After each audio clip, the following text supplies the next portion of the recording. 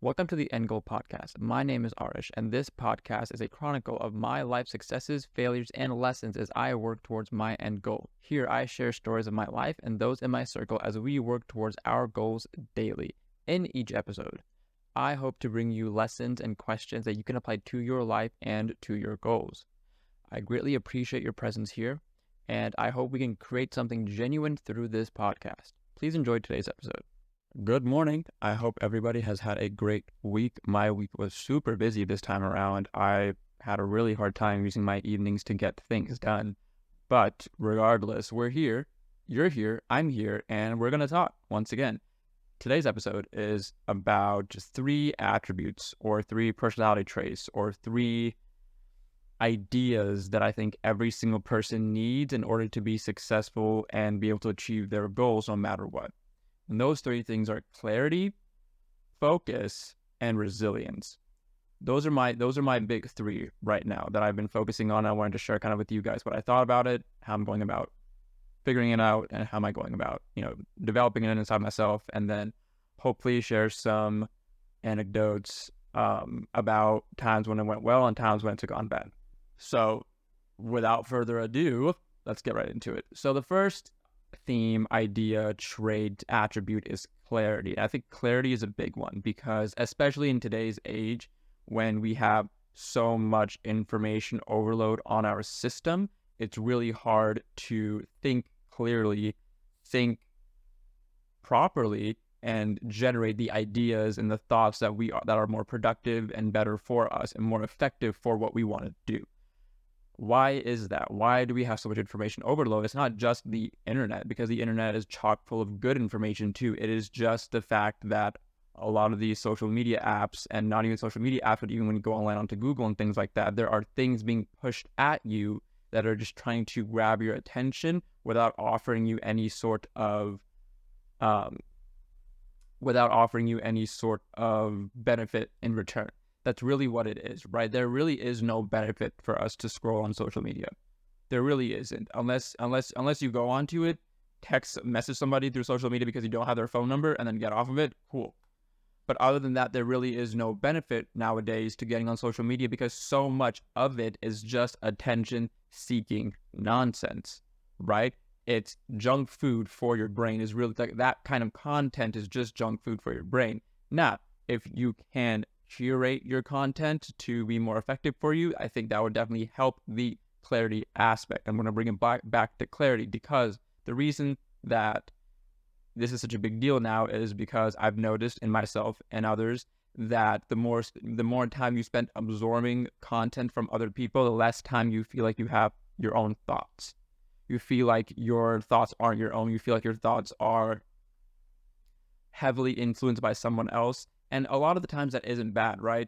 Our thoughts are our thoughts because we've interacted with people out in our day-to-day lives. Our thoughts are our thoughts because we read certain books, because we've talked to certain people, because we've been around certain people, right?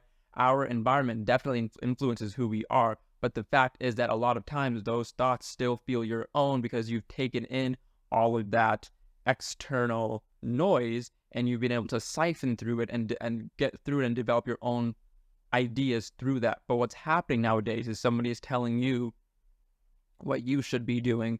Somebody's telling you what you should not be doing. Somebody's telling you the 5 best ways to do something, and all you do is you hear this attention-seeking nonsense, and what happens is you just fall into it, and then you wake up one day thinking, I don't know what's happening. I don't know, how did I get here?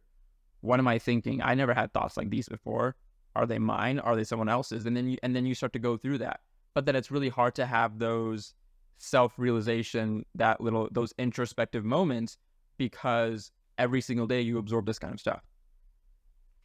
That's the idea of clarity, right? So to me, clarity is the effectiveness to be able to think clearly and be able to put those thoughts into action clearly.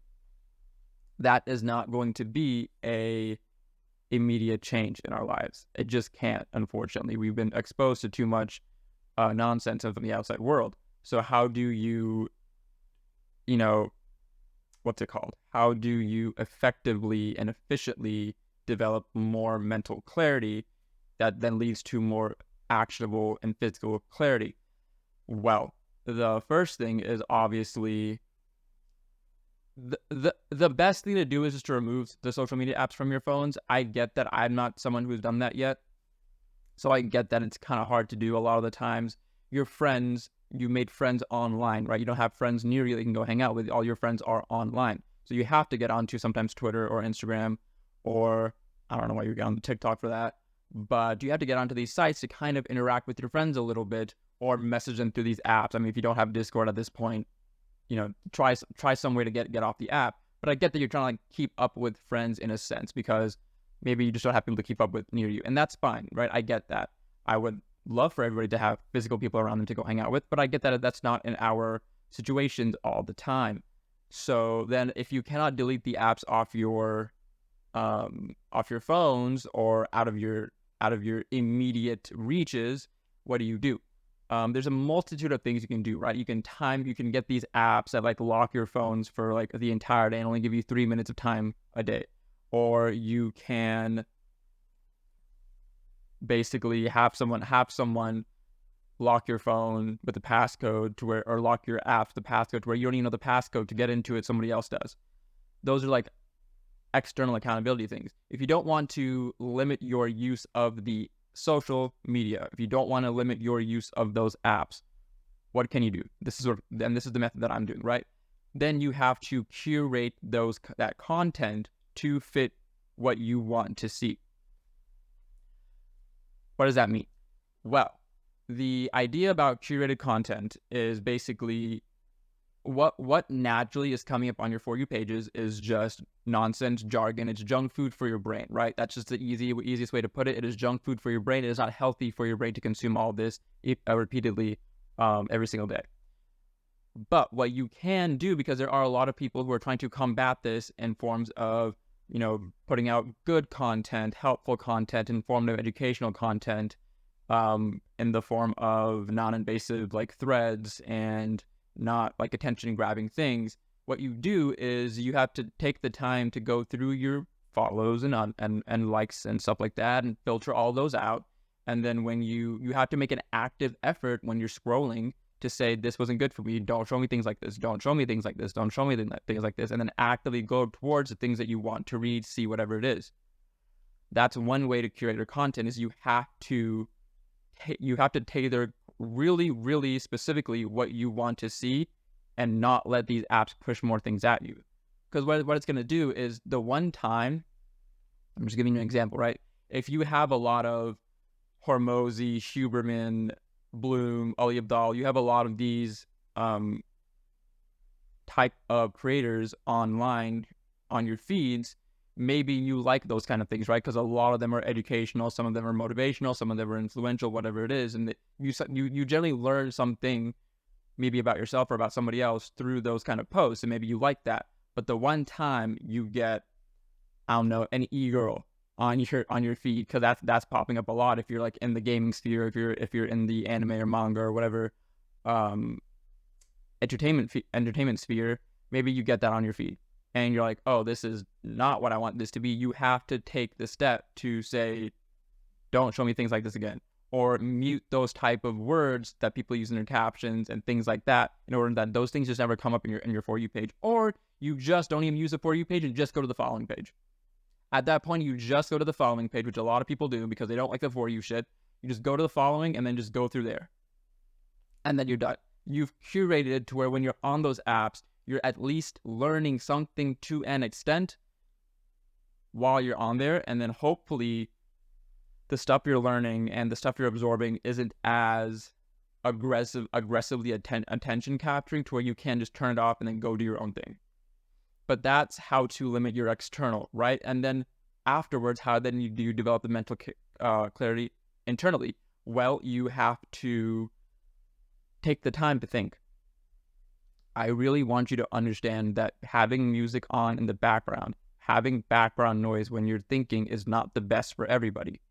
I truly believe you have to learn to be comfortable with silence and yourself before you add in those things like, spiritual music in the background, classical music in the background. Anything without lyrics is good, in my opinion, because lyrics just, if they're in the language that you speak, they just invade your thoughts. And you end up thinking more about the song than what you actually want to think about.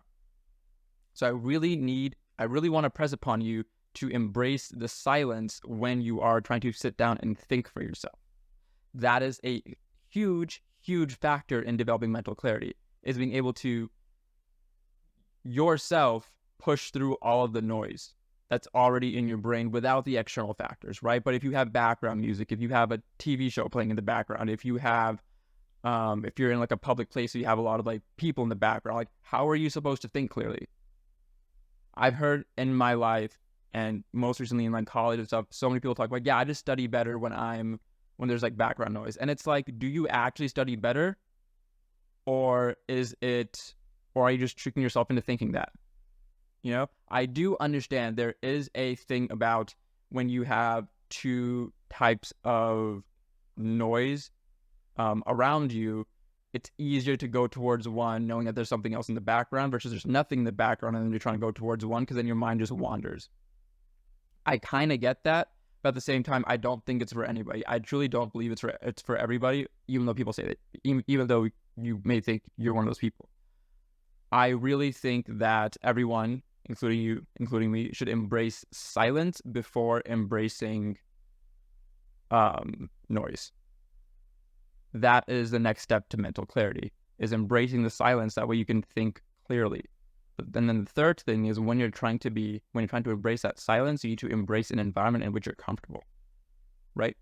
My best ideas and my most clearest thoughts, and I know a lot of us are like this, come from the shower. I don't know why, but when you're just in a shower and you're just thinking about nothing, or when you're in a bath, or when you're in a sauna, or when you're like in your ice bath or whatever it is, though, that's when, not an ice bath, that you're just battling yourself at that point. Saunas are much easier to get into. But when you're in those situations, right, a lot of times I might have music playing or something playing while I'm taking a shower or whatever, but I've noticed that still the best ideas come when I'm in the shower, because my mind is able to just think about what I need to do.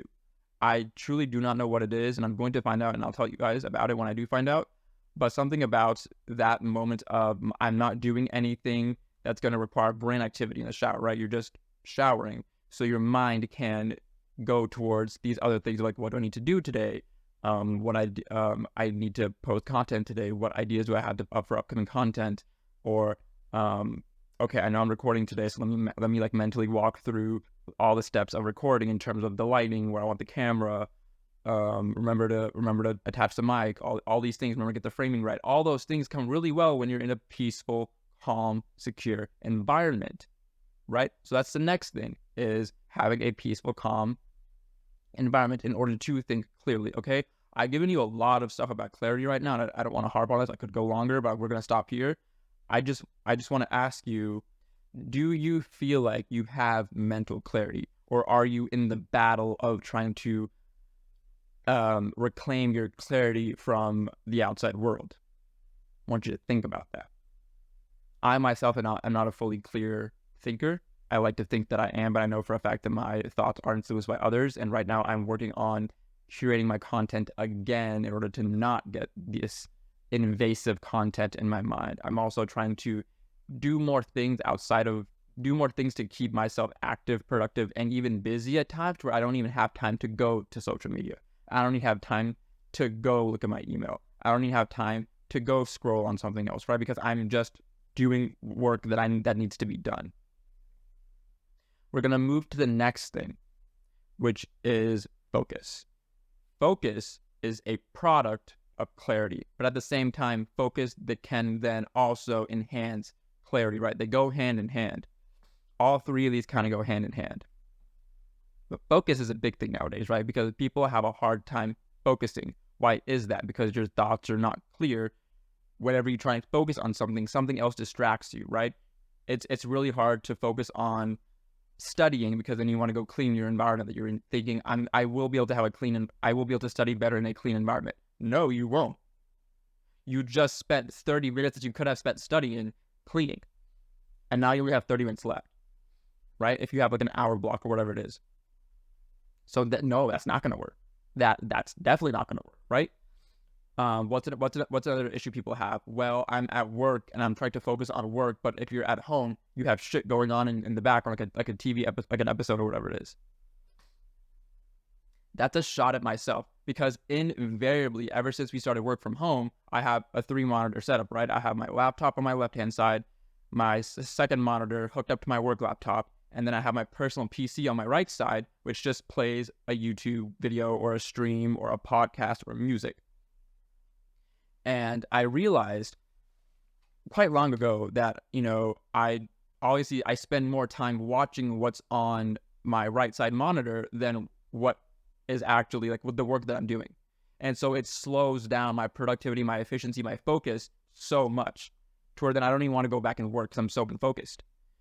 And I realized that about myself. I'm working on it right now because it just got to a point where it was not manageable. Originally in the beginning it was manageable because, when I was first starting work, all I wanted to do was focus on work and do the best that I could. So I had the motivation, the drive, and the internal energy to do that. But now I'm 3 years in and I'm already like annoyed and bored with some things. So my brain naturally says, well, you're already annoyed and bored with work. Just go watch this thing on your other monitor, then forget about work. And that's not okay, right? It's not just okay because of your work product and your work quality. It's just not okay because it's affecting my ability to focus on other things outside of it anyway. So how do you deal with the lack of focus? There's many different ways to go about this, right? There's some external ways and there's some internal ways.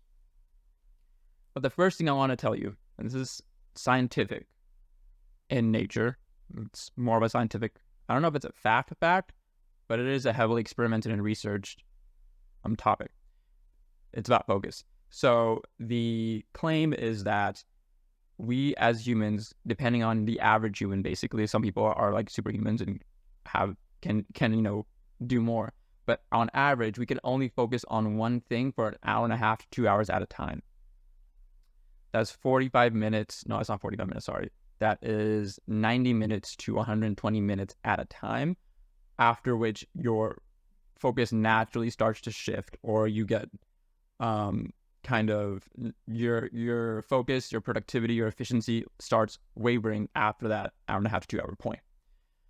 So what do you do about that, right? If you've tried this with yourself, I've tried this with myself. It actually is a fucking fact. And this happened at work when you have like 2-3 hour tax reviews, 4 hour tax reviews, and you get into like an hour and a half, like, oh my God, I'm dying. I can't focus.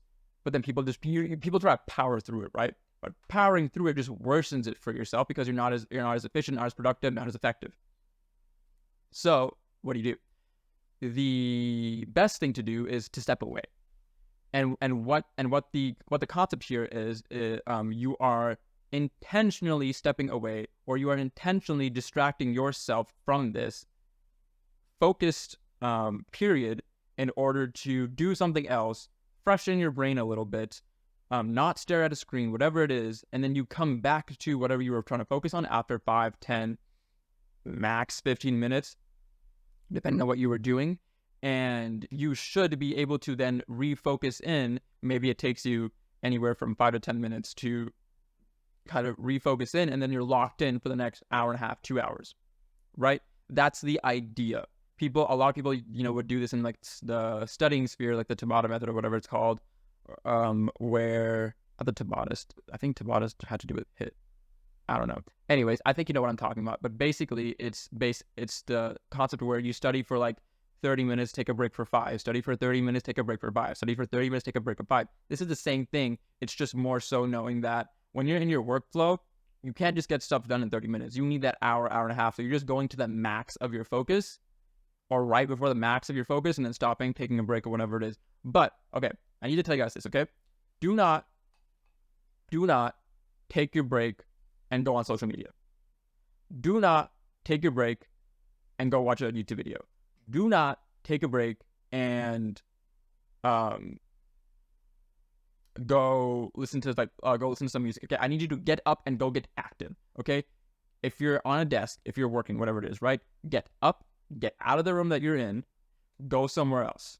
Go outside for a quick walk, come back in, or go out of your room, go into your kitchen, go into your bathroom, go into your living room, and just sit there move if you want to, but get out of the room that you're in and then come back. The idea is that you want to get out of the space that you were trying to focus in and then come back in fresh again.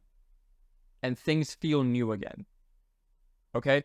Don't be like, oh, I just finished this thing. I'm going to take a break before I start the next like 3 or 4 tasks. Let me just go watch something real quick. 30 minutes have gone by. Or let me just scroll. Let me just open up Twitter. Oh, shoot. 15 minutes have gone by. 30 minutes have gone by, right? So what I want you to do in order to refocus is get up, get out, and get active. Ideally. Can't do that. I get it. But I just want you to get away from wherever you're working, wherever you're focusing, so you can come back to it. That's one of the main ways to help your focus. But I get that. Sometimes you just want to power through whatever it is, right? Then you have to find the flow state. I love the flow state. Anybody who's ever been in the flow state really understands its power, but they also understand that it's really hard to get into if you're not doing it right. What is the flow state? The flow state is a period of time, or it is a state of mind in which you are so focused, you are so into whatever your task you're doing that you forget the flow of time. You are just in it.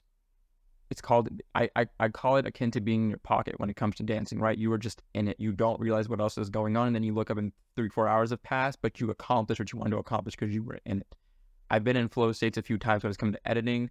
I've been in flow states a few times when it comes to like planning and designing, but I understand that flow states are really hard, one, to get into, but two, they're scary because if you do lose track of time, it's really hard to plan out a flow state when you're super busy because you don't want to stop it.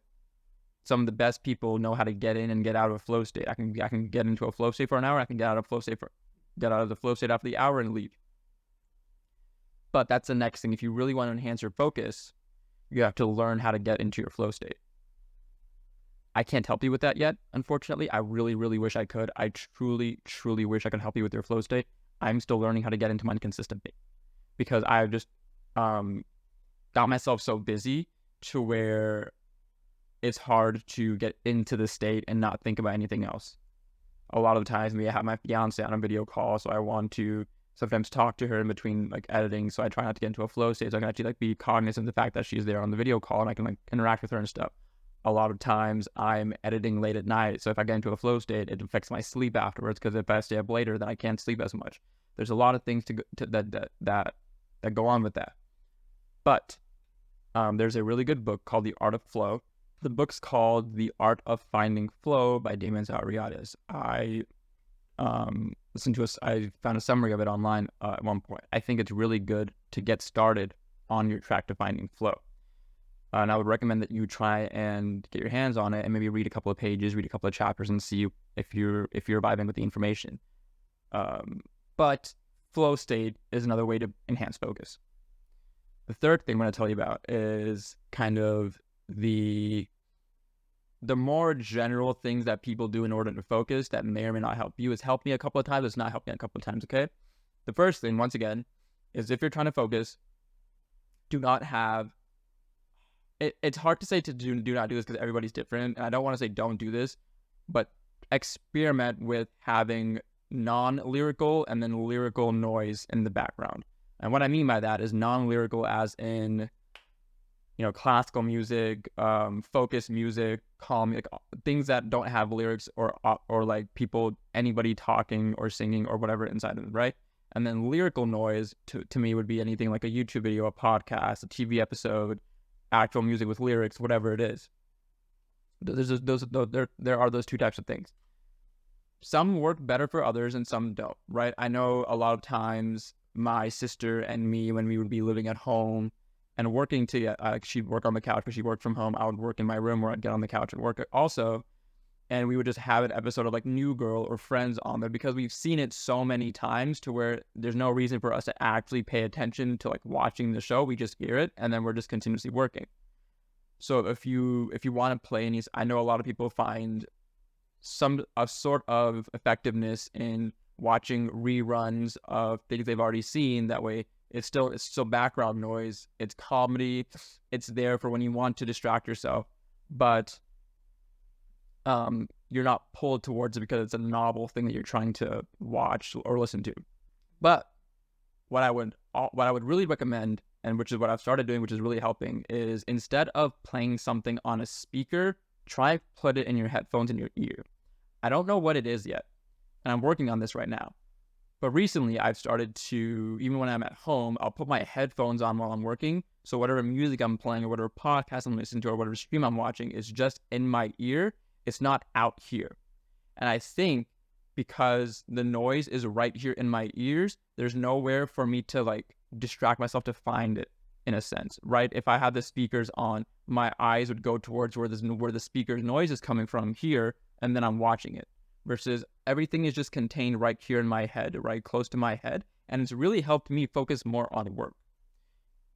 I'm going to work on figuring out why, but it's really helped me, and maybe try it out for yourself, right?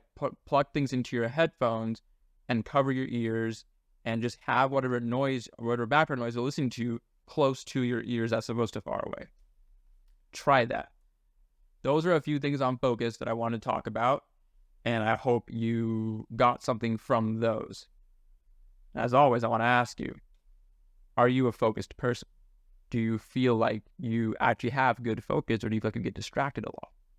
If so, try some of these things that I talked about. Hey friends, I just wanted to take a quick break in this episode to tell you guys about an amazing tool that I've been using to help shift my perspective on my life and my goals.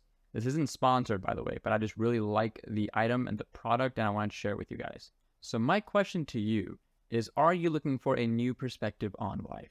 Or are you looking for a new way to get motivated to get after your goals every day? So the My Life in Weeks poster is an interesting visual representation of the average lifespan. The shaded part is every week that I've lived thus far in my life, and the open, unshaded squares are the weeks that I have left to live up until my expected passing of around age 88 is kind of the expected, just average span. The reason why I like this poster and why I don't think it's as morbid as it sounds is because it gave me a new perspective on how to view my life. If you look at the poster a little bit more closely, years 0 through 23 were just the years of education in my life in my infant phase, right?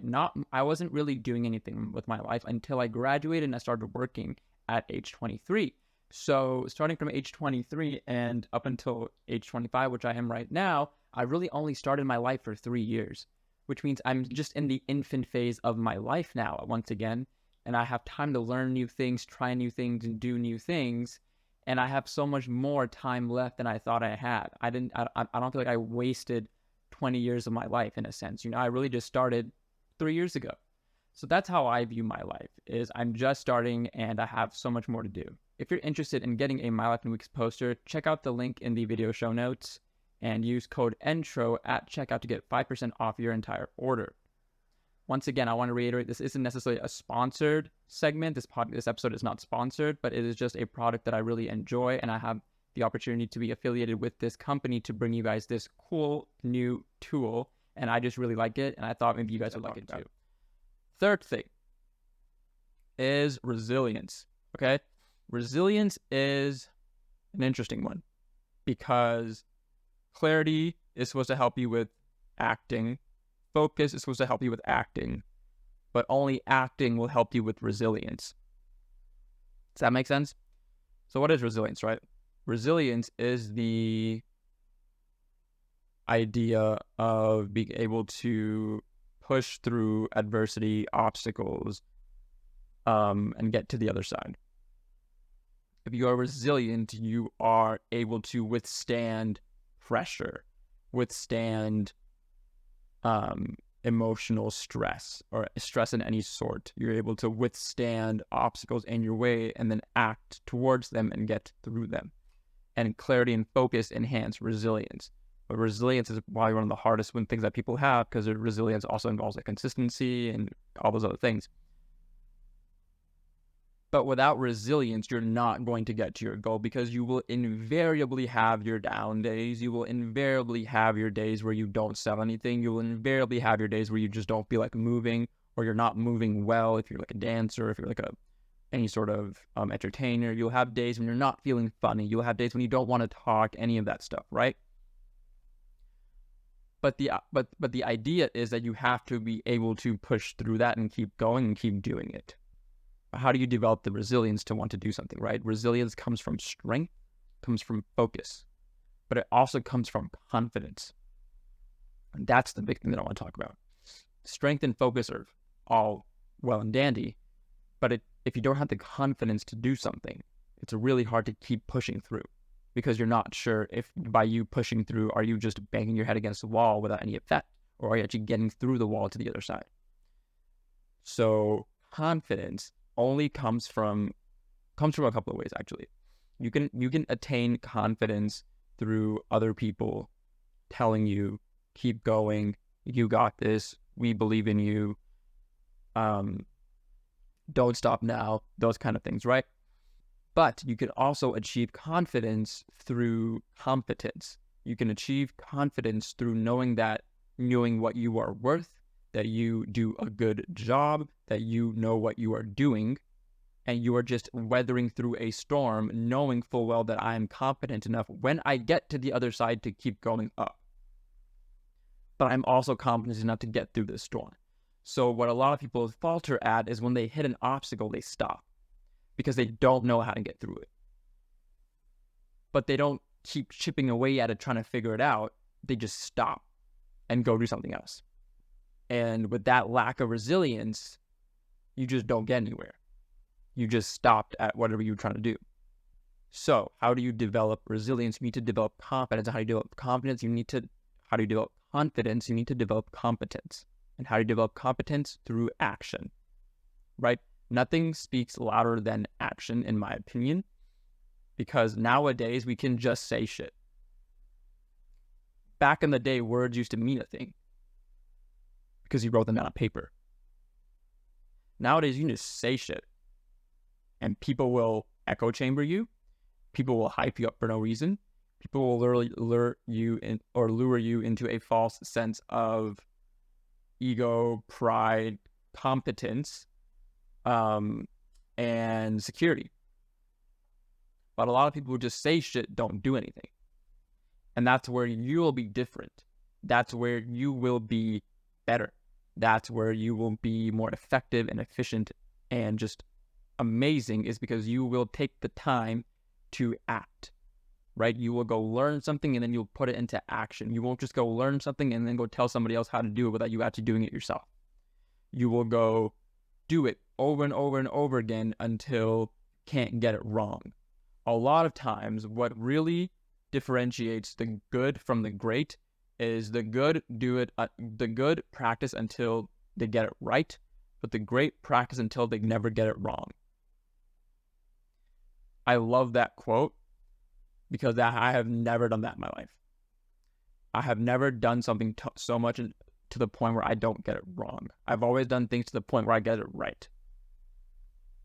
An example of that, and this is coming from my days as a calisthenic athlete, where I would train for my muscle ups, I would train for my front levers, I would train for my dragon flags, I would train for my pistol squats, all those things. And I would be so happy achieving one. But then my training would falter, would slow down. Because it was like, oh, you got one, cool. My handstand push-ups, oh, you got one, cool. But just the ability to do something once does not mean you have mastery over it.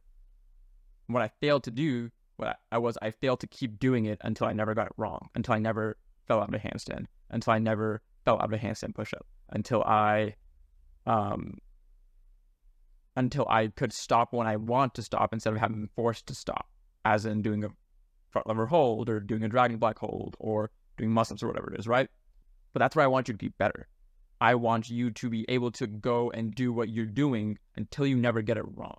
Now, that being said, right, we can't control external environments. Like, you could do everything right and it worked on day 1, but on day 10, it didn't work, right? But then you just keep going on day 11 and keep doing it, right? You don't take 2 days off. You do not take 2 days off. I want you to keep practicing, keep doing what you're doing until you're so good at it that with your eyes closed, you can never get it wrong. But that's what will make you great. Okay? If you're happy with being good, that's okay. Now, I'm not going to tell you to go out there and be great. I'm just going to tell you to go out there and do what you want to do and have a good life. But if you want to develop true resilience towards everything in your life and be able to go forth and conquer everything in your life and go forth towards your end goal, I need you to be competent. Because then that will give you the confidence to do what you want to do. Right? So I want to ask you, are you a competent individual? And then I'm going to ask you, are you a confident individual? And then thirdly, I'm going to ask you, are you a resilient individual? Those three things I want you to think about. Talked a lot today. I feel like I got a bit serious there. My bad. Did not mean to get so lectury on you. I apologize. I guess I got into my flow state right then and there, which was actually really interesting. I did not expect myself to talk like that. But I hope you learned something today. I hope you got something from this episode, from my words. I hope you have the ability to go out and practice these things. If you don't, let's talk about it. DM me, let's talk about it. What are you struggling with right now that maybe I can help you with, or somebody else can help you with? I want to know, what are you working towards currently? What are your goals currently? What are your 5-year, 10-year plans? No, I'm just kidding. But what are you working towards? Let me know if you feel confident enough to do that, or if you feel comfortable enough, rather, not confident. I apologize for using that word. If you feel comfortable enough for doing that, let me know. That being said, I really appreciate you listening to this episode of the End Goal Podcast. This was the episode on 3 traits that every individual needs in order to lead a successful life. And I hope you learned something today. I hope you can enact this in your day-to-day life. If you learned something from this, or if you found this podcast helpful or this episode helpful, I'll really appreciate it if you could like the video, or wherever you're watching this, if you could leave a comment on what you thought about it, or share it with a friend who you think would benefit from it. Currently, I'm not running ads on these things because I kind of can't, but this thing only grows by word of mouth. And this thing only grows if I get feedback from people saying, I think you did well here. I don't think you did well here. I did not resonate with this as well, but I would have if you phrased it differently, etc. Whatever thoughts you have, I'll be very, very open to hearing them, internalizing them, and working on them. I appreciate you. I hope you have a great rest of your week. This is a Sunday, so use this day to plan the rest of your week if you can. This is not the end of the week. This is just the start of the next week. Okay? So, do what you can. Do what you love. Go forth and conquer. I appreciate you all. I'll catch you next week. Bye-bye.